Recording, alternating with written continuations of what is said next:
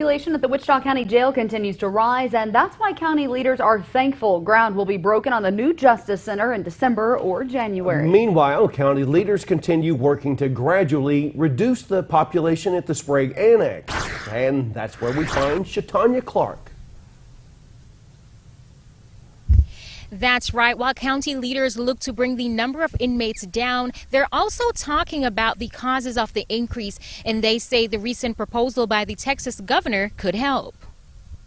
Governor Greg Abbott is looking to reform the state's bail system, calling for the inclusion of risk assessment information to inform judges' pretrial release decisions, something Wichita County Judge Woody Gossam says the county is looking into while figuring out how to reduce the jail population. I've already met with the Office of Court Administration trying to look at some grant possibilities.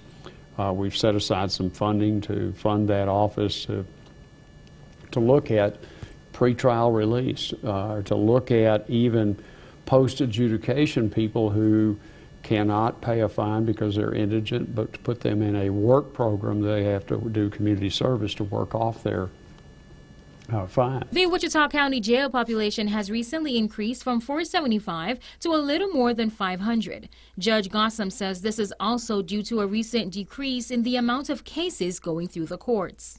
We had a small slowdown in the courts while the district attorney's office was getting ready for the Cody Lott trial, which was a very serious effort on their part.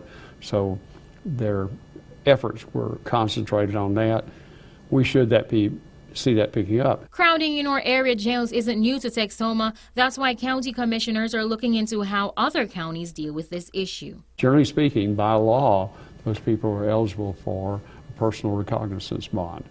And so we were looking at how many of those are released on PR bonds, how many come back and show up from court, and it's about 50-50 on those that do or don't.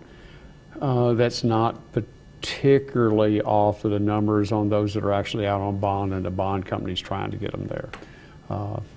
They don't feel a great deal of responsibility to show up for court. But county leaders say the law enforcement center that will be built by a bond approved by taxpayers will help out once construction starts. It's been a tougher project because of the inflation due to the changes in tariff amounts. So steel prices were significantly affected by that. So we've looked at alternative. Unfortunately, jails require a great deal of steel. The $70 million jail is expected to house 658 beds with an option for that number to grow.